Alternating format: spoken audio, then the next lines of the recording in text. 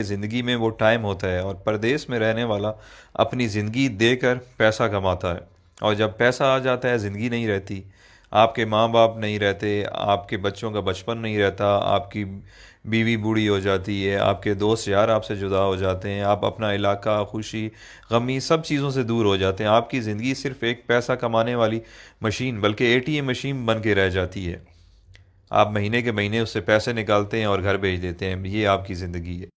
پردیسی بندہ جب ایک دو سال بعد گھر واپس جاتا ہے تو اسے سب کی شکلیں تبدیل ملتی ہیں، بچے بڑے ہو گئے ہوتے ہیں، جو جوان ہیں وہ بوڑھے ہو گئے ہوتے ہیں، اور اس سے بڑا ظلم کیا ہوگا کہ وہ جب واپس آتا ہے ملک سے، آتے ٹائم گھر والوں کو کہتا ہے اچھا میں چلتا ہوں، 2 سال بعد فلاں مہینے میں آؤں گا۔ اس سے بڑی زیادتی اور کیا ہو سکتی ہے؟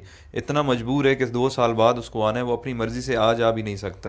اچھا، جب ہم پردیسی چھٹی جاتے ہیں تو گھر والے بھی مہمان کی طرح ٹریٹ کرتے ہیں، آپ کی صحیح غلط ہر بات مانتے ہیں کہ 10-15 دن کے لیے آیا ہے، جو کہتا ہے سن لو، اور دوسرا پیسے بھی تو دیتا ہے۔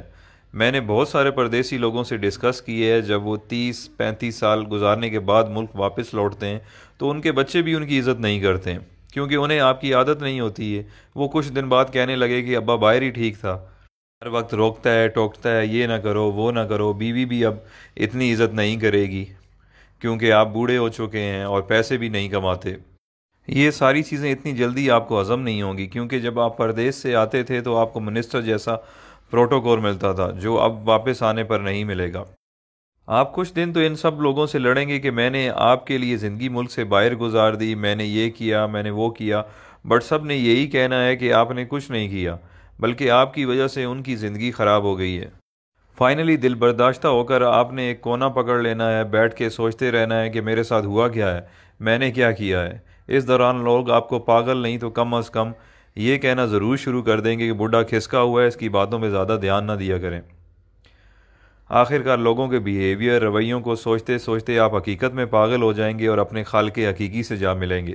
یہ ہے پردیسیوں کی زندگی کی سٹوری، جس میں خود بھی شامل ہوں۔ جو پردیس میں رہتے ہیں وہ میری باتوں کو اچھی طرح سمجھ رہے ہوں گے، کیونکہ جس پہ گزرتی ہے وہی جانتا ہے۔ اب آپ مجھے بتائیں اچھا فیصلہ کیا ہے؟ ایک طرف پیسہ، صرف پیسہ اور صرف پیسہ ہے، اور دوسری طرف زندگی جس میں ماں باپ ہیں، بچے ہیں، بیوی ہے، دوست یار ہیں، اپنا ملک ہے، سب کچھ ہے۔ اللہ تعالیٰ نے ہمیں اتنے عظیم لیڈرز دیے تھے جن کی وجہ سے ہمیں اپنا ملک مل گیا، بٹ اس کے بعد بدقسمتی سے ہمیں اتنے بے ضمیر لیڈرز ملے ہیں کہ ہم اس ملک میں رہ نہیں سکتے، ہمیں کام کے لیے، روزگار کے لیے ملک سے باہر آنا پڑتا ہے، جبکہ ہمارا ملک وسائل سے مالا مال ہے، بٹ ہم پاگلوں کی طرح جیے فلاں بس نعرے لگانے کے قابل ہیں، اور یہی ہماری اوقات ہے۔ جس دن کرپٹ لیڈرز کو آپ نے جوتے مارنا شروع کر دی، اس دن آپ کو کمانے کے لیے ملک سے باہر نہیں آنا پڑے گا۔ یہ کرپٹ لیڈرز اپنی اولاد کی غیر موجودگی میں علاج تک نہیں کرواتے، اور ایمانداری سے پردیس میں ایک محنت مزدوری کرنے والا غریب انسان اپنے ماں باپ کے جنازے پہ نہیں پہنچ سکتا۔ آپ کبھی تجربے کے طور پر 1 گھنٹہ انٹرنیشنل ایئرپورٹ پر ارائیول اور ڈپارچر میں گزار لیں، آپ لوگوں کو اندازہ ہو جائے گا کہ پردیس میں رہنے والے اور ان کے گھر والے کس تکلیف سے گزر رہے ہیں۔ یہ ساری باتیں کرنے کا مقصد ہرگز یہ نہیں ہے کہ میرے پردیسی بھائی آج ہی نوکری چھوڑ دیں اور اپنے ملک واپس چلے جائیں۔ میں صرف یہ سمجھانا چاہتا ہوں کہ آج سے پلاننگ کریں اور باہر رہتے ہوئے کوئی چھوٹا سا کام اپنے ملک میں شروع کر دیں، تاکہ کچھ عرصے بعد اپنے ملک واپس آنے کے قابل ہو جائیں۔ کہ اتنے وسائل ہو جائیں کہ آپ واپس آ جائیں، کیونکہ 30 سال بعد بھی آپ کو پاکستان واپس جا کر کوئی نہ کوئی کام کرنا پڑے گا گزارا کرنے کے لیے، تو آج سے کیوں نہ شروع کیا جائے۔ سب سے اہم چیز جو ہے وہ ہے آپ کی ڈائریکشن۔ فار ایگزامپل، آپ پنڈی کی طرف منہ کر کے چلنا شروع کر دیں اور آپ کی خواہش کراچی پہنچنے کی ہو، آپ جتنی بھی جان مار لیں آپ نہیں پہنچ پائیں گے، کیونکہ آپ کی ڈائریکشن غلط ہے۔ تو سفر شروع کرنے سے پہلے اپنی ڈائریکشن درست کریں۔ آپ جیسا سوچیں گے، جیسا چاہیں گے، اللہ تعالیٰ اسی سے آپ کو نوازے گا۔ تو بڑا سوچیں، بڑا خواب دیکھیں۔ جب دینے والے نے کوئی حد، کوئی پابندی نہیں لگائی تو ہم خود کو کیوں لمیٹڈ کریں؟